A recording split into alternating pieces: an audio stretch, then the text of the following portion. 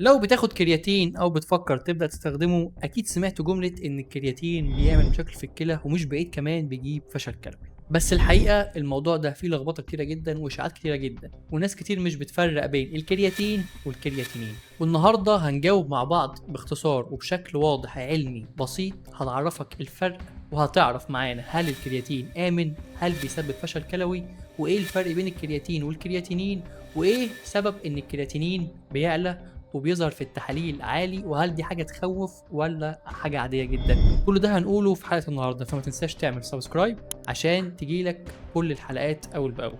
بص يا سيدي، اول حاجه لازم نفرق بين حاجتين مهمين جدا.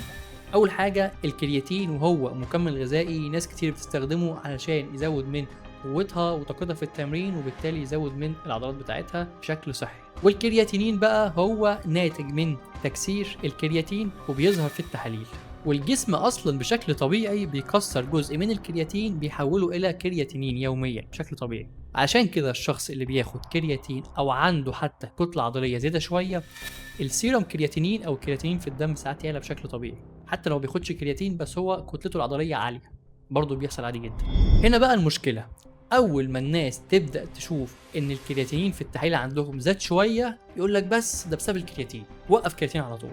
وده مش لازم معناه ان الكلى بايظه او فيها مشكله. في مراجعه علميه حديثه اتعملت سنه 2025 يوم 6 شهر 11، العلماء جمعوا الدراسات اللي اتعملت على الكرياتين وعلى وظائف الكلى، ولقوا ان الكرياتين ممكن يرفع من الكرياتينين بشكل بسيط، لكن من غير اي دليل واضح ان ده ممكن يبوظ الكلى عند الشخص السليم. وهحط لكم لينك الدراسه دي في الديسكريبشن تحت، وممكن احط لكم صور في الشاشه هنا قدامكم. وكمان في مراجعه وموقف علمي مشهور من الجمعيه الدوليه للتغذيه الرياضيه الاي اس اس ان، قالوا لك ايه بقى؟ قالوا لك ان الكرياتين من اكتر المكملات الامنه واكتر المكملات اللي اتعمل عليها دراسات اللي الشخص السليم ممكن يستخدمها عادي جدا، بالذات لما ياخدها بالجرعه المعروفه. هقولها لكم كمان شويه في الفيديو. يعني بالبلدي كده، مش اي ارتفاع بسيط في الكرياتينين نقول ان في مشكله في الكلى والكلى بايظه، لان الكرياتين اصلا بيتاثر بالاكل والعضلات والتغذيه وعوامل تانية كتير، مش بيتاثر بالكرياتين بس. ومش شرط ان لما يزيد يبقى فيه مشكله في الكلى، حتى المؤسسه القوميه الامريكيه للكلى الناشونال كيدني فاونديشن بتوضح لك وتقول لك كده، بتقول لك ان الكرياتينين لوحده مش كفايه للحكم النهائي ان انت عندك مشكله.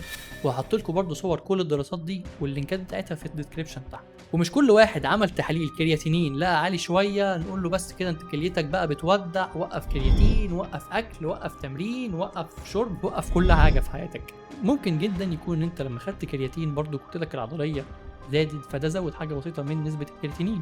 وساعات كتير بيكون التحليل فيه غلط، ودي حالات انا شفتها قدام. كان في واحد عمل تحليل كرياتينين لقاه عالي جدا لدرجه ان الرقم كان يخض اصلا، بس عادوا تاني بعدها على طول في معمل مختلف لقى النسبه طبيعيه جدا، عادي بتحصل. وعارف بقى كام في الميه من سكان العالم كله بيجي لهم مشاكل في الكلى؟ تقريبا 10%. كام في المية منهم بقى حصل لهم مشاكل في الكلى بسبب الكرياتين؟ تقريبا زيرو. طيب نعمل ايه بقى، او ايه اللي نستفاده من كل الكلام اللي قلناه ده؟ ان انت لو شخص طبيعي ما عندكش اي مشكله، ولا في الكلى ولا في الكبد ولا في الجهاز الهضمي ولا المعده ولا اي مشكله الحمد لله، ولا ضغط ولا سكر، عادي جدا تستخدم كرياتين بالجرعه بتاعته المعروفه اللي هي بتبقى يوميا من 3 ل 5 جرام، سواء بتتمرن او مش بتتمرن تاخده كل يوم عادي جدا. لكن خلي بالك بقى، تسرعش وتجري تجيب اي حاجه وخلاص وانت اصلا كان عندك مشكله في الكلى، او عندك مشكله مثلا ضغط سكر او اي مشكله اللي قلناها من شويه. لو عندك منها ما تسرعش وتجري وتجيبها على طول، تسمع كلام صاحبك اللي قالك عادي يا عم كله بيستخدم كرياتين وتجري وتجيب، ممكن ترجع للدكتور بتاعك الاول عشان برضه تبقى عملت اللي عليك وخدت بالك وعملت الاحتياطات بتاعتك.